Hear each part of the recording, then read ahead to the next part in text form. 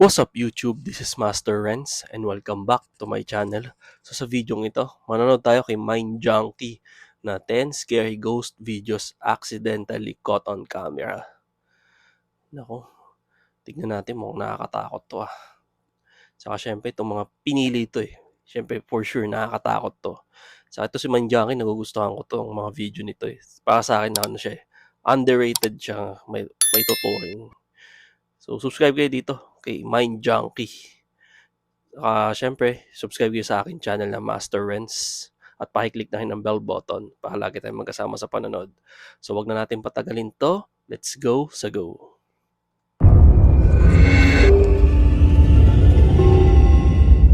Top 10 Scary Ghost Videos. Before we begin today's episode of Top 10 Scary Videos, I'd just like to remind you that if you enjoy today's video, please hit the like button and subscribe. Number 10. The first ghost video for today comes from the YouTube channel Pain Dice. Pain Dice is Eric Gunner's new channel, and if you've been a subscriber for a while, you'll know I've shown some really scary videos of Eric's terrifying encounters in the past. But for those of you who are new here, let me explain. Eric Gunner claims his house is haunted and that a demonic entity has been tormenting him inside his home. Eric eventually moved house, hoping the activity would subside. However, that didn't seem to be the case. In the following video you're about to see, Eric is awoken in his new house by strange sounds. He goes to investigate, and this is where things get scary. Wala? Nako, sinundang ka.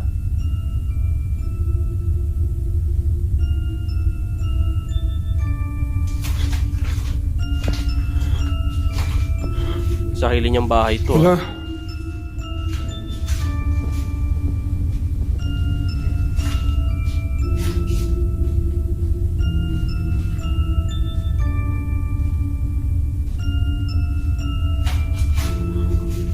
Dapat pinabebendisyonan mo yung bahay mo. Wala. Wala. Tinatawag mo pa. Lalabas talaga yan. La llave no está abierta de nada. Vamos a milagro. Yung bahay sa kanila, no, nayahawig din sa atin dito. May yung ganyang style ng lababo. Ewan ko lang kung sa ibang bansa may mga lugar din. Pero nung tinignan ko, sabi ko, parang style ng mga bahay din dito sa Pilipinas. Yung mga ordinary, yung mga ordinary ordinaryong tao lang, yung mga hindi yung pang rich, hindi yung pang poor. Yung simple lang, yung mga middle class kung tawagin. Ok, todo cerrado, sí, perfecto.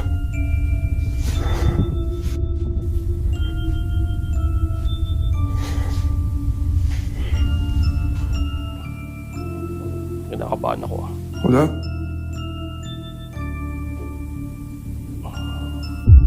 Uy! Ano yun?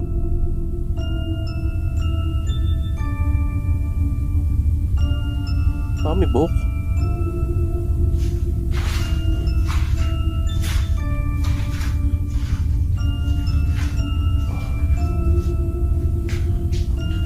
Wala.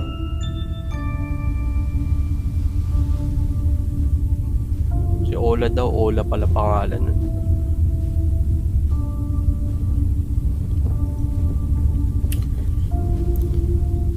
Si alguien aquí dame una prueba, mueve algo, hace algún ruido, abre la llave. Naku, patay. Naku po.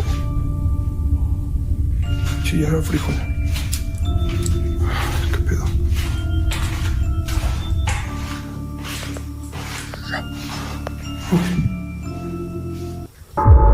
Ay, naku, patay. Ay!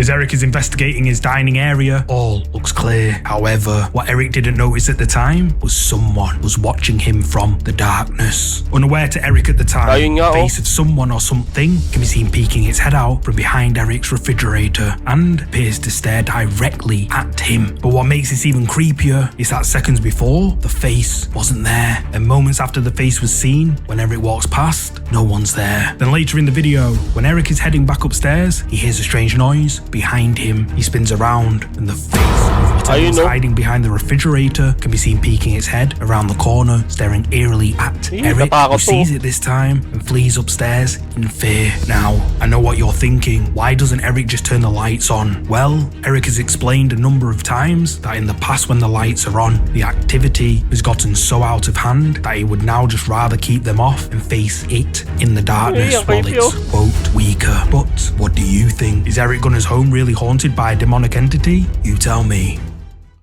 Pagka ganun, natatakot ka na. Di ba mostly sa iba nga, bubuksan, o kahamihan, bubuksan talaga yung ilaw. Natatakot, di ba? Pero doon, ewan ko ba't di niya binubuksan. Siguro may papayo ko sa kanya, or kasi baka ngayon, nagawa na niya, pabindisyonan niya yung bahay niya, di ba? Saka lapit siya sa mga pari. Tulungan siya. Kasi, base sa kwento, pagkakaintindi ko, mukhang sinundan siya nung kaluluwa or nung entity, kung ano man yun. Yun ang may papayo ko dyan sa kanya, sa mga katulad niyang nakaka-encounter ng ganun. Magpabendisyon ng bahay. The Shadow. The Shadow. The next ghost video comes from one of the most legitimate paranormal investigation channels, Ghost Tech Paranormal Investigations. The ghost hunting team visit the historic St. Mary's Church located in Edlesborough, England. According to historians, the church dates back to the early 1100s. However, some argue it dates back even further. Several visitors to the church claim to have seen shadowy black hooded figures and the ghost of Thomas Cobbenberry, a former vicar, wandering the church. Ghost Tech Paranormal Investigations managed to obtain a photo taken inside the church by a visitor, and this is what it showed. In the photograph provided by a church visitor, we can clearly see what looks like a shadowy hooded figure captured mid-movement inside the church. Then, in Ghost Tech Paranormal Investigations picture, another shadowy figure can be seen standing inside a doorway to the chapel. For the first part of the video, the ghost hunter... Yung simbahan hindi mukhang abandonado eh. Mukhang nagagamit pa siya kahit papaano. Pero nakakapagtataka lang din. Kahit simbahan nga talaga, may mga nakakapasok pa na entity.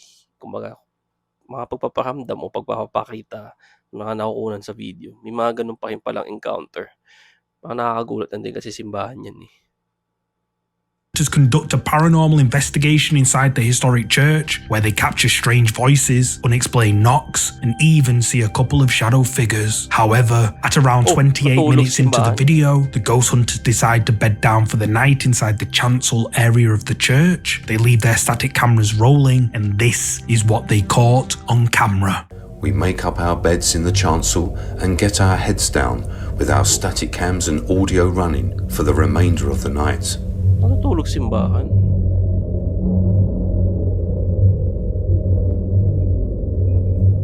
Ang alam ko bawal matulog simbahan eh. 50 minutes later, whilst we are asleep, static cam 3 in the north aisle captures a shadow figure moving along the wall in the chancel.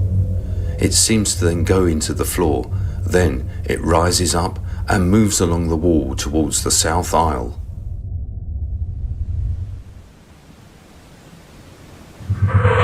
Oh, ayun no. Nako, patay tayo dyan, gagi.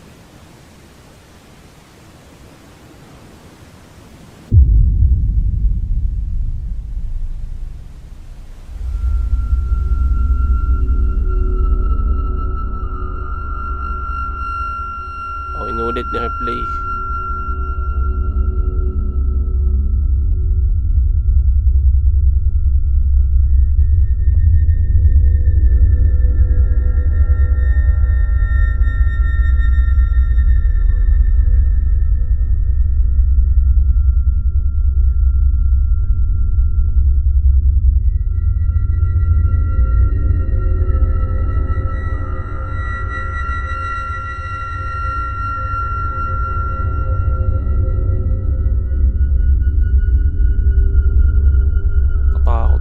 Simbahan pa man din.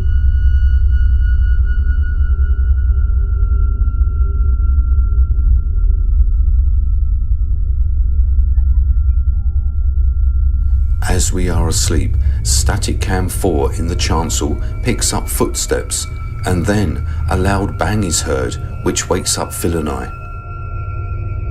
Magigising daw sila.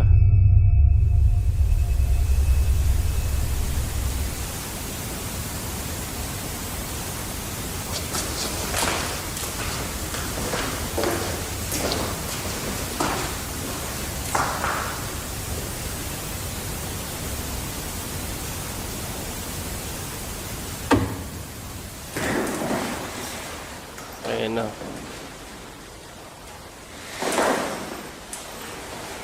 Tulog daw kasi sa simbahan eh. Kaya yan. Baka gusto na kayo palayasin kasi bawal nga daw matulog sa simbahan.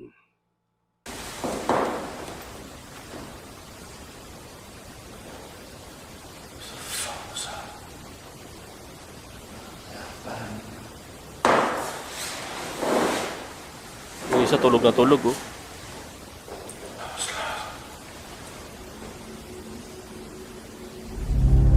Captured on the ghost hunting team's night vision camera, a mysterious shadow can be seen moving across a wall of the church before disappearing out of view. But whose is it? Ghost Tech Paranormal Investigations claim that at the time this shadow was captured, they were all asleep and nobody else was in the church. Then, on another camera, we can see the ghost hunters asleep and the sounds of footsteps can be heard walking nearby. Then, a loud bang is heard, which startles the investigators. So, did Ghost Tech Paranormal Investigations capture paranormal activity inside the historic St. Mary's Church? You tell me. The figure. The figure, number 8. This next ghost video comes from the ghost hunting channel, Sean Austin Music and Paranormal Investigation. Sean and his friend Eric visit the infamous Letchworth Village Asylum, which is known to be incredibly haunted. However, instead of investigating the main Gulat ko naman dun, no? Kala ko totoo na eh. building of the asylum, pair decide to explore a side dormitory and capture this on camera. I just felt like a burning on my face. You did? Yeah, like right here. I'm not gonna touch it, but right here. On your face? Yeah, like. It felt burning for a second?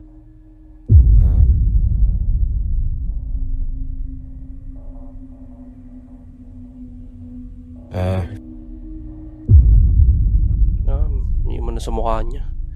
Right now. Now it's on 0. A child-sized figure can be seen standing in the hallway, but the ghost hunters don't notice it. Sean Austin's viewers were quick to point out the mysterious figure standing in the hallway, and many believe it to be a, quote, ghost. Sean himself says that this capture was crazy, but what do you think? Is this mysterious figure a ghost caught on camera as Sean's viewers have commented? You tell me. Peekaboo. This next ghost video comes from the popular Mexican ghost hunting channel, Extinct File, where they venture out to conduct a paranormal investigation at an old abandoned plantation. Many years ago, the plantation was used for sugar refinery, and legend has it that the workers were treated in the harshest of ways. Apparently, many local residents have witnessed strange paranormal activity occurring in and around the plantation. Kevin and Camera 2 visit the haunted plantation late at night, and for the first part of their investigation, they capture strange sounds, knocks, and bangs coming from all around them. However, in part 2 of their investigation, they captured this on camera. ¿Te fijas? ¿Cómo todavía conserva lo que eran parte de sus ventanas, güey? Sí. Ve, todavía está el marco, la madera. Por allá también. Seguramente esto tenía más de 1, 2, 3 pisos, güey.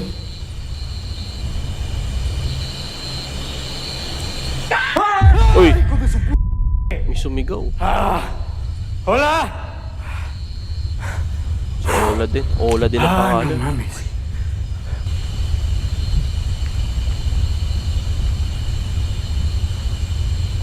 Yung multo sa kanila parang isa lang pangalan, no? Ola. Ola kanina, Ola din dito. Baka yun talaga yung tawag sa multo sa kanila, Ola.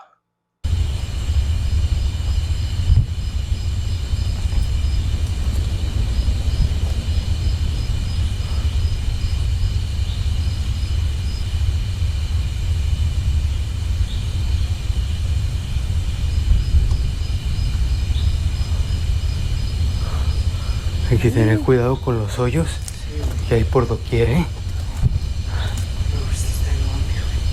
Ay, Dios mío, güey. Este está enorme, enorme. Sí, hay que tener mucho, pero muchísimo cuidado, güey. Mucho, mucho cuidado.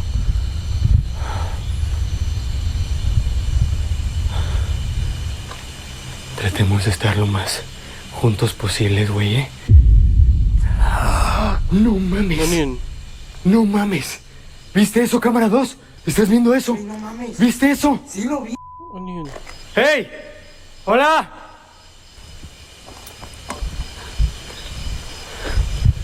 Si vives aquí nos vamos, ¿eh?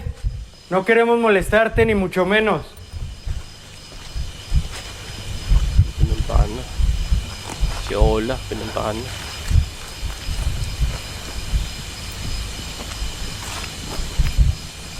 Hola.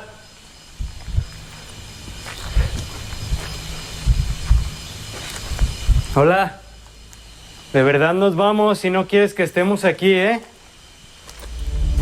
As Kevin and camera 2 are conducting a paranormal investigation inside the old ruins, they hear screams coming from somewhere in the darkness. Then, as they're exploring a large room of the ruined building, a creepy figure with long hair can be seen peeking its head out from behind a wall before quickly ducking away. Kevin and camera 2 spot it and make their way towards it. However, when they reach the room where the figure was seen, there's no one there. The Extinct File Ghost Hunting team claim that this video is real, and their viewers believe it too. But what do you think? Did the Extinct File Ghost Hunting team capture evidence of paranormal activity at this old haunted plantation? You tell me.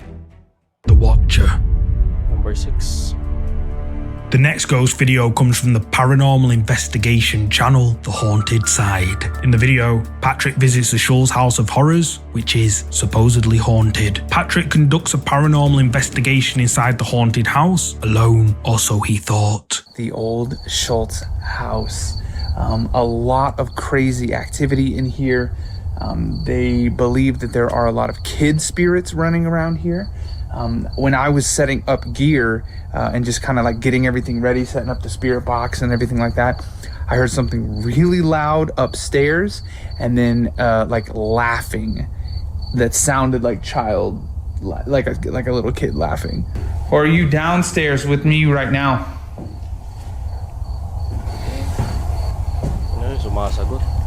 Do you have something that you want to say? You can come and talk to me if you want.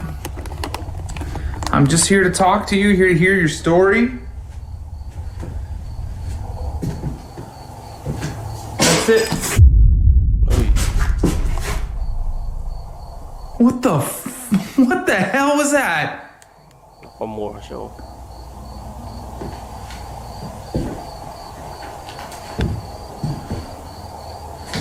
Do you want me to go upstairs?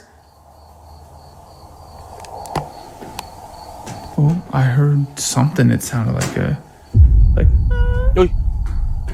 Nakasilip. May nakasilip pa. I think that was the spirit box, but it scared the hell out of me. Patrick captures strange noises around the house, and even a clear voice is captured saying yes. However, eagle-eyed viewers spotted something Patrick didn't. Right after Patrick says, "Do you want me to go upstairs?" he hears something coming from upstairs, and when he pans the camera up, the head of a dark figure can be seen staring down at Patrick, just watching him from the top of the stairs. But what do you think? Did Patrick from the haunted side capture Base sa reaction niya, hindi mo kang piniki ito eh. Halatang natakot siya, nagugulat. Di ba napahinto siya? Diba? Tapos yun, dali-dali na siyang umalis. So, malaki ang chance na legit tong nakuhanan niya. paranormal activity inside this haunted house? You tell me. It approaches. Number 5 na. This next creepy clip comes from the ghost hunting channel, Exploration Unknown. John and his friend Tim visit an old 1800s school located deep in a forest in the Great Smoky Mountains in the United States. For the first part of the video, the two ghost hunters explore the old school. Then at around the 16-minute mark, they go lights out inside the school building, and this is where things get creepy.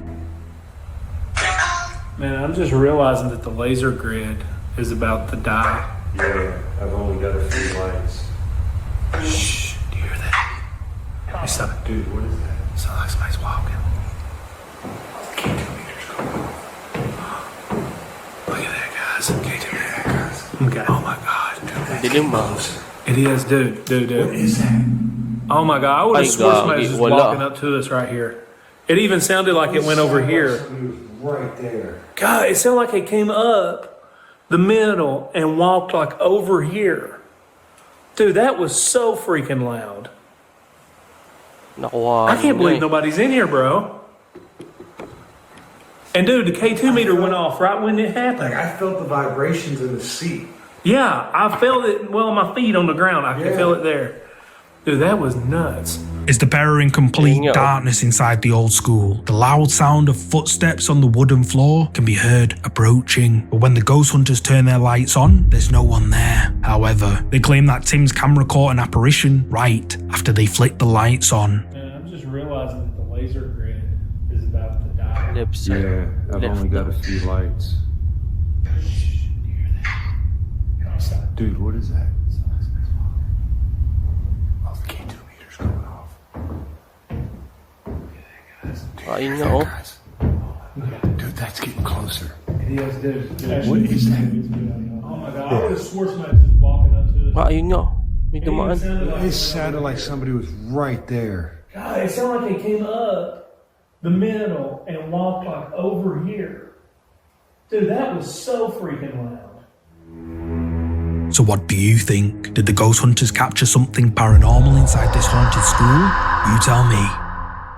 In the window. This next creepy ghost video comes from the YouTube channel Spirit Realm Investigations. The ghost hunter apparently caught a quote, apparition at an abandoned mental hospital in Allentown, Pennsylvania, while filming the abandoned hospital from the outside. Mental hospital. Mga balloon nagmumulto dyan.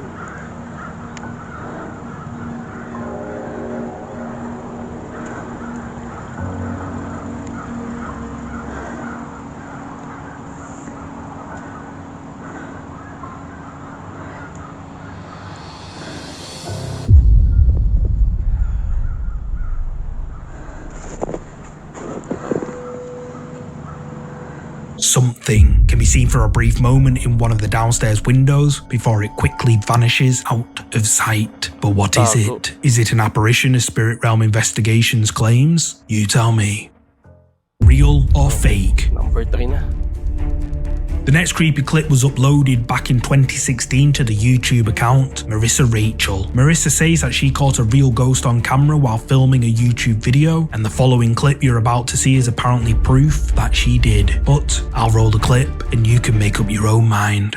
So at this point, I actually stopped fast forwarding the footage, and as you can see, the camera is moving down. I have a really, really big, heavy camera and lens, so it oftentimes just kind of like weighs down and tilts down like that. Gumagalaw mag-isa yung camera. So as you can see, there looks to be some sort of like child's hand or something that just pulls back really quickly as the camera's tilting down, almost as if it like doesn't want to be seen on camera. Marissa's camera slowly tilts downwards, which Marissa claims is because the camera is just too heavy. Then, for a brief moment, we can see a hand in one of her drawers before it quickly disappears under her bed. Now, I have no idea if this video is real, but Marissa is adamant that this footage is 100% real, and her army of almost 2 million followers believe it is too. But what do you think? Is Marissa telling the truth, or is it all just for views? You tell me. The Apparition. This next ghost video has been shared before. It was uploaded back in 2012 and is apparently footage of a real ghost sighting caught on tape. The uploader claims that the footage was sent to them by an anonymous paranormal investigator who received it from a person who visited a castle on vacation.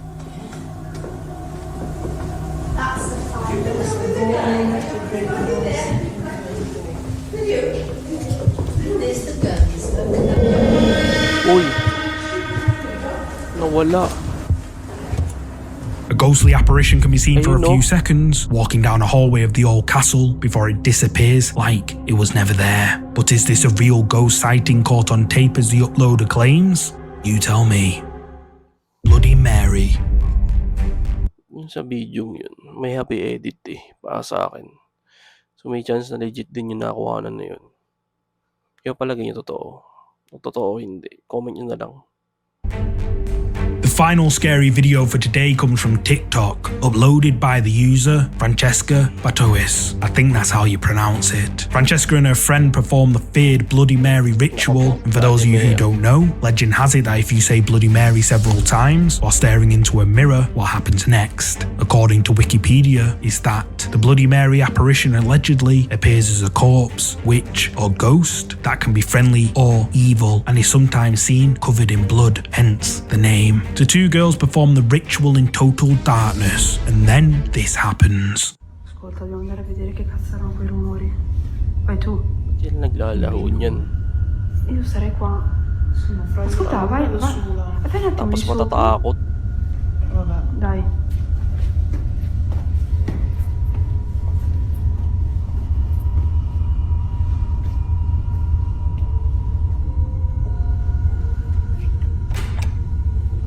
So, walang ilaw. Ay, may ilaw pala, may ilaw.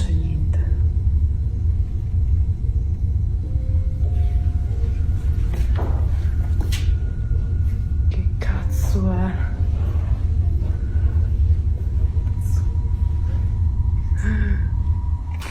Cazzo. Uy! Fra, vai via, fra. When Francesca turns the lights on, someone or something can be seen moving bizarrely at the end of the corridor. Many TikTok viewers believe that this could be Bloody Mary or some other dark entity conjured by the ritual, or maybe it's all just for views. Thanks so much for watching. Ano kaya yun? Nakatakot yun, no? Saktong-sakto pagbukas ng ilaw, may gano'n nakakita. Diba? Kaya kayo, huwag kayong maglalaho ng Bloody Mary. Di maganda yun. So yun, subscribe kayo dito, Mindjunkie. Napakaganda ng mga video nito. Saka syempre, shoutout at mag-subscribe din kayo kay Boss Benok TV, Boy Patatas, Sir Teng TV, yan, Miss JD Files or Ma'am JD Files. Sino ba? Ma'am Ice Domingo. Sino pa ba? Ponggoy, yun, si Ponggoy. Subscribe kayo dyan.